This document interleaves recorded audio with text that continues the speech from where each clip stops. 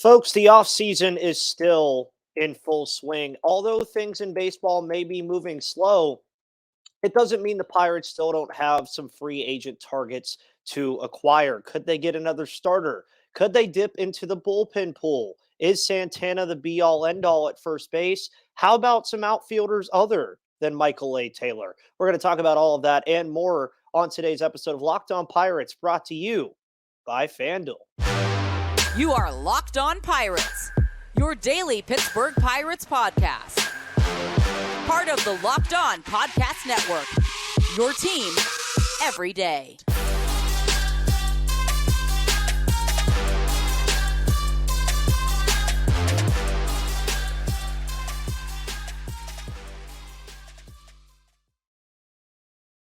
And welcome back, folks, to the Locked On Pirates podcast here on the Locked On Podcast Network, where it's your team, your Pittsburgh Pirates every day. My name is Ethan Smith, your host of this wonderful podcast here on this wonderful network. And again, today's episode is brought to you by FanDuel Sportsbook. Make sure you check out all of the betting options that FanDuel has to offer and use the promo code Locked On to get a $5 bet, and you could win $150, folks. So we're going to talk about them a little bit later on today's show. Happy Thursday. Happy January 11th to everybody. The MLB offseason is offering us some news today, obviously, with arbitration hearing teams settling at money figures instead of going to arbitration. At the time of recording, we've already seen the Pirates do it with JT Brubaker. We've already seen them do it with David Bednar, and now we've most recently seen them do it with Connor Joe. So that's some things that we can expect on the news cycle throughout the day. But another thing that we'd like to see, I think, on the news cycle for the Pittsburgh Pirates is them acquiring just more talent to add to this roster. And right now, folks, I think that that is a reality that we're going to see very, very soon, because there's still a lot of time left in the offseason for the Pirates to add talent via free agency. They could even dip into the trade market. The trade episode is going to be tomorrow, where I'm going to have some mock trades and targets for the Pittsburgh Pirates across all of baseball. Want to preface, by the way, that that does not mean, of course, that the Pirates are going to go trade for those people or that they're interested in those players. It's just players that I think they should be interested in, that I believe would be good targets for this team. And it's the same thing I'm doing today with the free agents. There's a lot of free agents still left in the pool of free agency for Major League Baseball. If you count it up, roughly only a third of the free agent market has signed. So you're talking about 66% of the free agents that are available across Major League Baseball that still have not signed. And the offseason has moved pretty slow. Obviously, you had the Shohei Ohtani news. You had the Yoshinobu Yamamoto news, and that kind of had everything at a standstill for a while other teams who obviously weren't in those sweepstakes were kind of doing things like the Pittsburgh Pirates getting Marco Gonzalez, Martin Perez, and re-signing Andrew McCutchen. But again, I think that the Pirates still need to do some adding if they want to be the competitive baseball team that they want to be in 2024. I think it's something that we're going to expect from them to do here in the next month or so.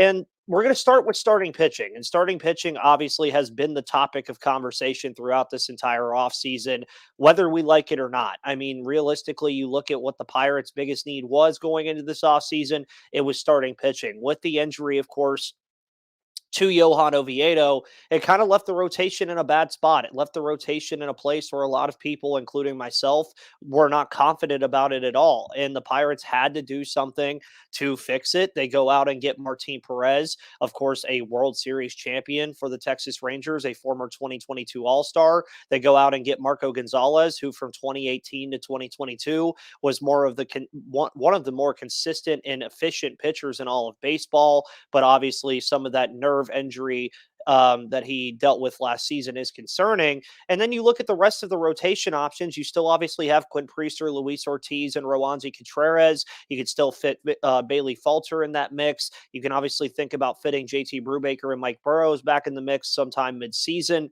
You look at Jared Jones, you look at Anthony Solometo and Braxton Ashcraft as guys that could potentially push for the rotation as well. But I think myself, you guys, and just overall Pirates fans included, would feel a lot better if the Pirates went out and did make another signing in the free agent pool for starting pitching. And I want to start with Michael Lorenzen, a guy that has been a topic of conversation a little bit amongst Pirates fans as a potential player for the Pirates to go out and get. And Lorenzen is you look at what Michael Lorenzen can offer this team, and he is a very consistent pitcher. Obviously, did well with the Philadelphia Phillies last season. You look at what he offers, he was a former Cincinnati Red.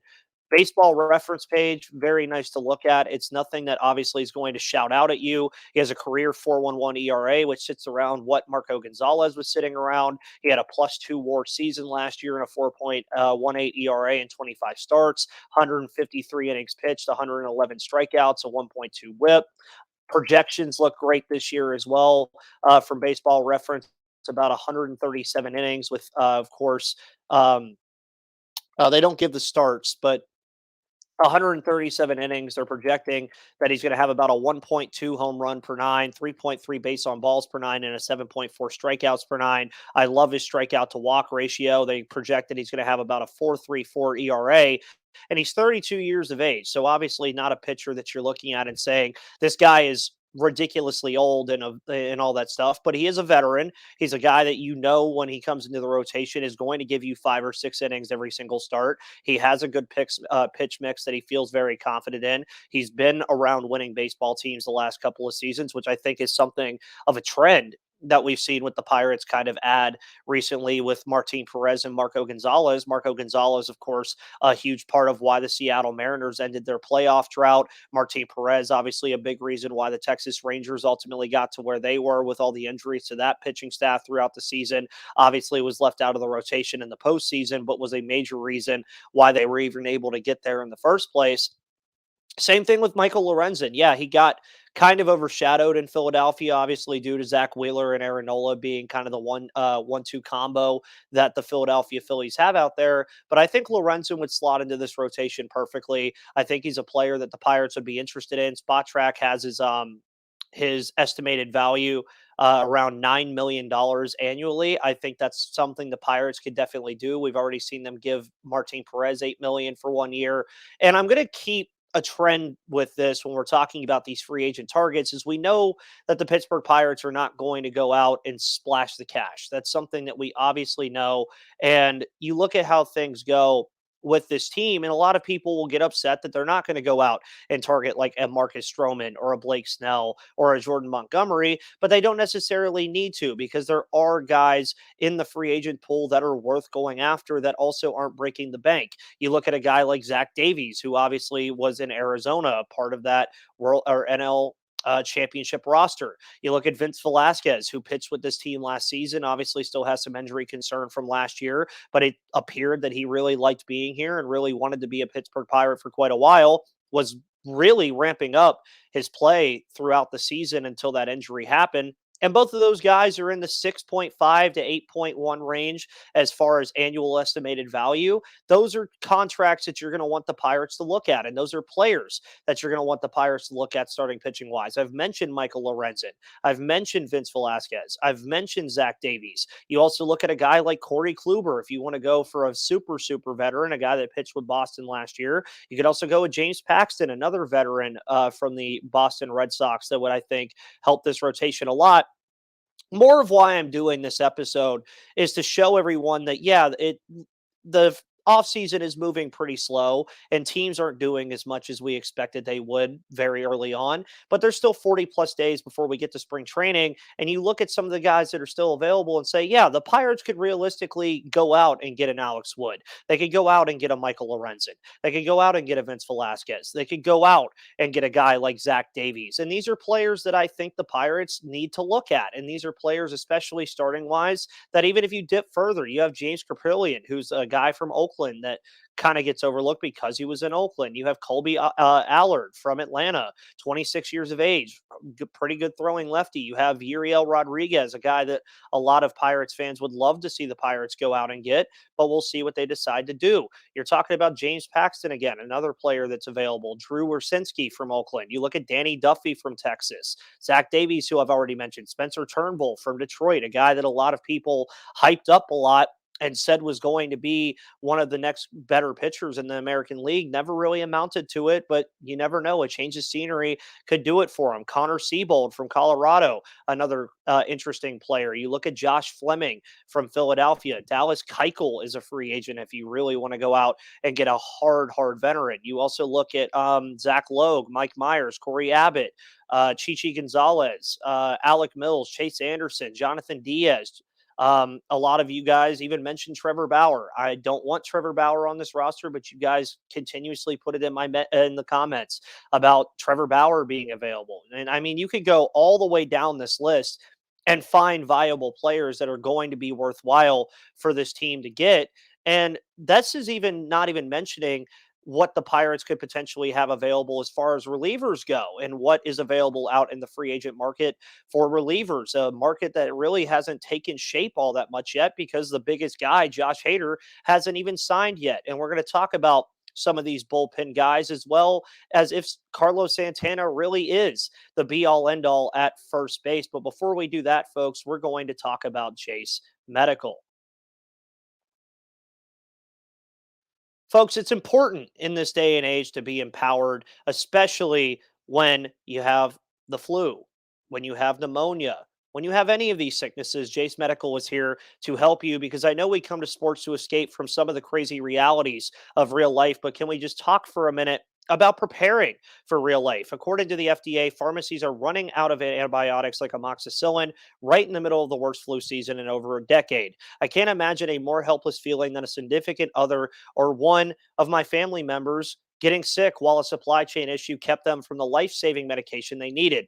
Thankfully, we'll be okay because of Jace Medical. The Jace case is a pack of 5 different antibiotics to treat a long list of bacterial illnesses. This stuff could happen to any of us. Visit jacemedical.com and complete your physician encounter. It will be reviewed by a board certified physician, and your medications will be dispensed by a licensed pharmacy at a fraction of the regular cost. It's never been more important to be prepared than today. So go to jacemedical.com and use the offer code locked on. That's LOCKEDON to get $20 off your order to get life saving antibiotics and empower yourself today when sickness strikes. And also, folks, if you enjoy this show and you enjoy the other shows on this wonderful network, well, check out Locked On Sports Today because Locked On has launched the first ever national sports 24/7 streaming channel on YouTube. Locked On Sports Today is here for you 24/7, covering the top sports stories of the day with the local experts of Locked On, plus our national shows covering every league. So go to Locked On Sports Today on YouTube and subscribe to the first ever national sports 24/7 streaming channel. And folks, also, welcome back to the Locked On Pirates podcast, segment 2 of today's episode on Thursday, January 11th. This is the 4th of 5 episodes that you'll be receiving this week. We're talking about free agent targets and free agents that are out there for the Pittsburgh Pirates to go and grab because, again, free agency is still kind of in a standstill. It's been in a standstill since before Christmas, and things could happen pretty soon. And the Pittsburgh Pirates have their options open, and so does a lot of Major League Baseball as far as what free agents are available. As I mentioned to you all earlier, right now, only a third of the free agent pool is signed. There's still a lot of news that's going to come our way. There's still a lot of players that are going to that are going to sign places like division rivals. Like we just saw the Chicago Cubs make a move today. Obviously, the Pittsburgh Pirates avoid arbitration and settle with Mitch Keller at $5.4 million. Edward Oliveira is, of course, the only one left. That'll obviously come out at some point. But I think it's important that we talk about some of these bullpen options that are available in free agency because the bullpen isn't exactly something that we've really talked about a lot here on the Locked On Pirates podcast, especially a position group that you want to really add to. You have David Bednar, you have Colin Holderman, you have Dauri Moreta, you have Angel Perdomo, you have a lot of different guys in this bullpen that have the makings of really being a strong bullpen if it can remain a healthy group throughout most of 2024. But there are guys in free agency that I think are worthy of looking at. One of those being a guy who's been with Houston for quite a while, and that's Hector Neris. Hector Neris, to me, is a guy that I think would fit the profile of that seventh inning setup man, which Dauri Moreta has done a very good job at, but I do usually like him being earlier on in the innings. But you look at what Hector Neris is, and I mean, he's a 34-year-old pitcher at this point, clearly has seen a lot of baseball over his career, had a 1.71 ERA last season in 71 games. That was in 68 and one-thirds innings pitched, 77 strikeouts, and a 1.05 whip. Career 3.24 ERA, 1.15 whip, 676 strikeouts to his credit. So likely, if he is pitching for a club in 2024, he'll likely catch that 700 strikeout mark. 546 games of experience, folks, when you look at Hector Neris. And when you look at Spot Track and what they have to say as far as what a contract would be, 7.6 million for a guy like Hector Neris, I think is far more than worth it. And you're looking at a guy again that last season did very well with the Houston Astros. We all know the Houston Astros have been kind of baseball's crazy team over the last couple of years because they've always had strong bullpens, from Ryan Presley to Hector Neris to others. And then you also look at where he was before that. He's a lifelong Philadelphia Philly. His worst season, folks, was in 2018 when he had 53 games and a 5.1 ERA. Since then, 2019, he had a 2.93 ERA. 2020, he had a 4.57. 2021, he had a 3.63. 2022, he had a 3.72. And then I've already mentioned that he had a 1.71 ERA in 2023. Has pitched about 60 to 70 innings the last 3 seasons. Hasn't given up more than 55 hits in a season since 2017 and 2016. Those were the only times that he ever did that. And he just does very well, I think, in that 7th inning setup role. And I think that's really what I would be looking for from the Pirates. And when you're looking at free agency and you're looking at what the Pirates could be looking for in the bullpen, and I love Spot Track because it actually does let you go and look at this kind of stuff. And you're looking at the potential of a 7th inning setup guy. And right now, I mean, you look at Matt Barnes as a potential option out of Miami. Spot Track says that he would only be a $2.7 million player. So for the Pittsburgh Pirates, if this is something that they would want to do, there's a lot of options in the bullpen. Now, Josh Hader, I think, is out of the question. Liam Hendricks would be a phenomenal story, but Liam Hendricks, of course, is more of a closer, and the Pirates don't need a closer. But you're talking about guys like Drew Pomerantz. You're talking about David Robertson. You're talking about Aaron Loop. You're talking about Matt Moore. You're talking about Mark Melancon. Do the Pirates want a reunion with the veteran Mark Melancon?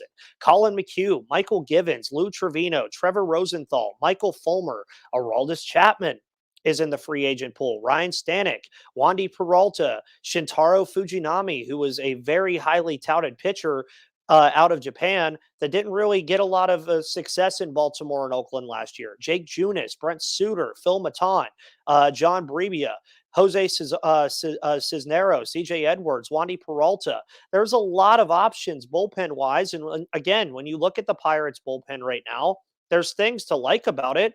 But again, why not go out and at least dabble in this market if you think that the Pirates can genuinely go get something that's very nice? I mean, you're looking at Bednar, you look at Hernandez, Holderman, Selby, Nicholas, Majinski, Stratton, Barucki. They have the makings of a good bullpen. They do.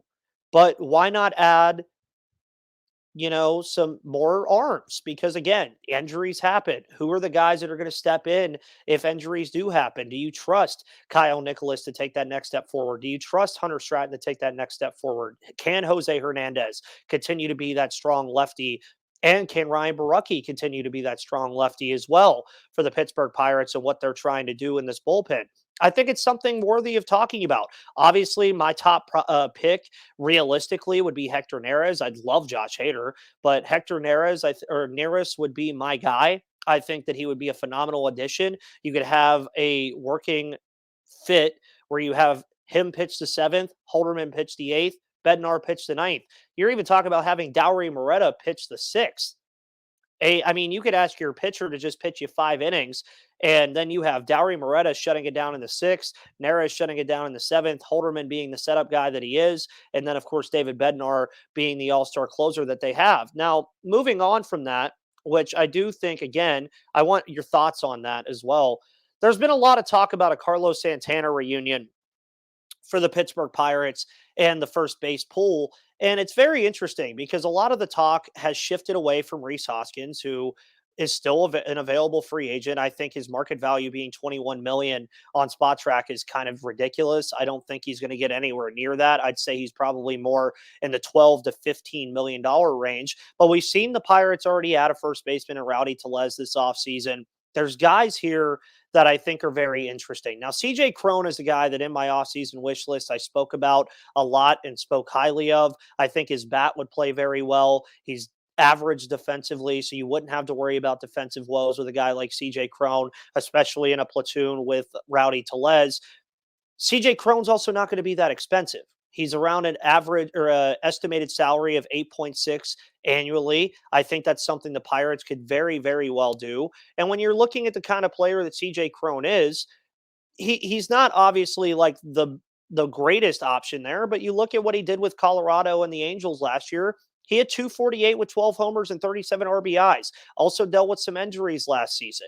He's 34 years of age, but he's been a plus hitter before. He's an average defender. He even, I think, has outfield versatility if that's something you want to do. But realistically, the big question when it comes to first base is Carlos Santana really the be all end all? I would love to have Carlos Santana back. I think the relationship that he had with the locker room, the kind of player he was, and just really being a veteran presence around this baseball team means a lot to them. I think he would fit in a platoon very well with Rowdy Tellez. I think you would primarily see Carlos Santana play defense over there. Obviously, was a Gold Glove finalist for the Pittsburgh Pirates and Milwaukee Brewers this past season. But you're looking at some of the options. I mean, you have Gio Urshela as an option. Will Myers is a guy that's sitting out there. Joey Gallo is a guy that's sitting out there, even though I do think they'll probably try to avoid a lefty because you are going to probably want a platoon with Tellez, and I don't think you want to go with multiple lefties. Gio Urshela is another one that I think would be interesting. Podtrack has him actually estimated lower than CJ Cron at 7.7. And another player that I wouldn't mind either is Garrett Cooper. Garrett Cooper is another guy out of Miami that has done pretty decent things. Obviously was traded to San Diego last year, is a free agent now. You look at Yuli Gurriel, obviously a much older option, but he could potentially come in and do some things. You look at Darren Ruff, Jesus Aguilar, who I don't think would really be the greatest defensive option. And if you're looking for a defensive option, obviously Carlos Santana is going to be your number one defensive option. But there are other guys there. I think outside of Santana, I would be okay with Garrett Cooper. I would be okay with CJ Cron. Obviously, Hoskins, I think I'd be okay with, even with the injury concerns. But folks, you're hearing all the names that I'm mentioning and all of the things that are being said. These are all players that are there for the taking. And I haven't even talked about the outfield yet because a lot of Michael A. Taylor talk has entered the chat as far as the Pirates go. But is Michael A. Taylor the only viable option out there in the outfield that the Pirates could still go and acquire? We'll talk about that in the final segment of today's episode of Locked On Pirates. But before we do that, we're going to talk about FanDuel. Folks, FanDuel Sportsbook is your place to do all of your sports betting in the year 2024. It's the best place to do it. You can't find it better anywhere else. And if you go to FanDuel.com/lockedon right now, you can get in on all the NFL playoff action because there's still time to get in on that action with FanDuel, America's number one sportsbook. Right now, new customers get $150 in bonus bets guaranteed when you place a $5 bet. So if you think the Chiefs are going to beat the Dolphins this weekend or the Steelers can upset the Buffalo Bills, just throw $5 on it and you could win $550 in bonus bets. And even better, when you do it, you could win and win the 150, or you could lose and still get $150. The app is so easy to use and there are so many different ways to bet, like live same game parlays. You can find bets in the new Explore tab, make a parlay in the Parlay Hub, the best way to find popular parlays and more. So visit FanDuel.com/lockedon and make your first bet a layup because FanDuel is an official partner of the NFL and an official sponsor of the Locked On Podcast Network.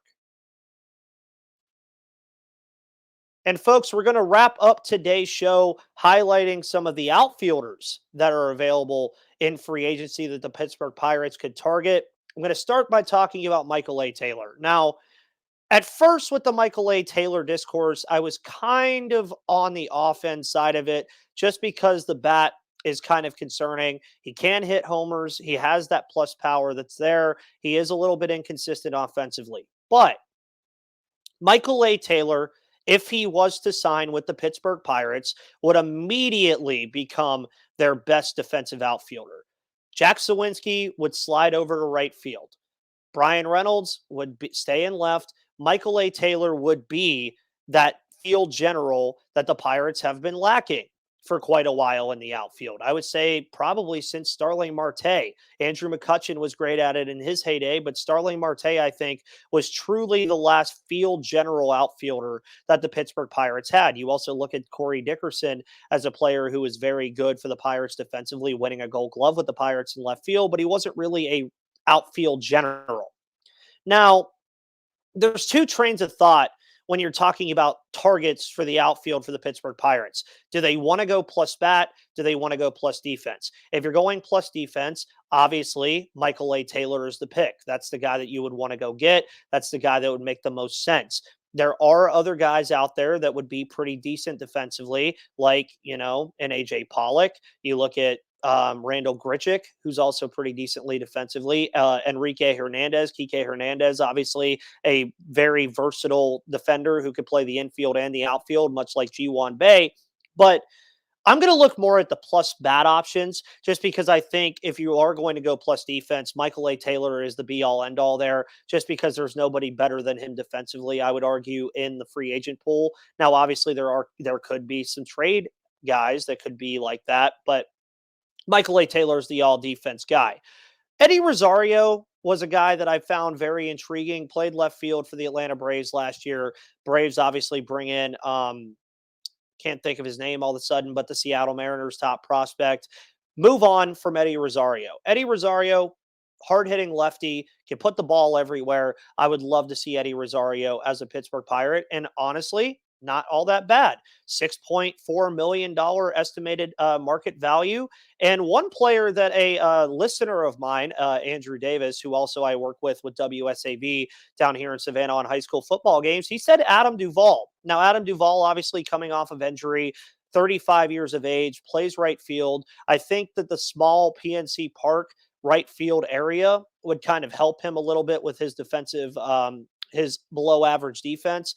But when you're looking at a guy like Adam Duvall, man, if he could even be half of what he was at the beginning of the season for Boston last year in a Pittsburgh Pirates uniform, you're talking about the outfield becoming a major, major strength. And there's a lot of different options again here, folks, in the outfield. I've already mentioned Michael Taylor. I've already mentioned Duvall. I've mentioned Rosario. You look at Enrique Hernandez, Randall Grichuk, Jorge Soler, who's much more of a DH, but could potentially play that position if you needed him to. Jurickson Profar. You guys know I love switch hitters. I'd love Jurickson Profar here. You look at Brad Miller, Austin Meadows. Wouldn't that be something for Austin Meadows to eventually come back? I already mentioned Garrett Cooper as a potential first base option. He can also play the outfield. You look at Jordan Luplow, another former Pirate, Trace Thompson. Kyle Lewis is another one that I think would be very interesting as well. Dominic Smith out of Washington.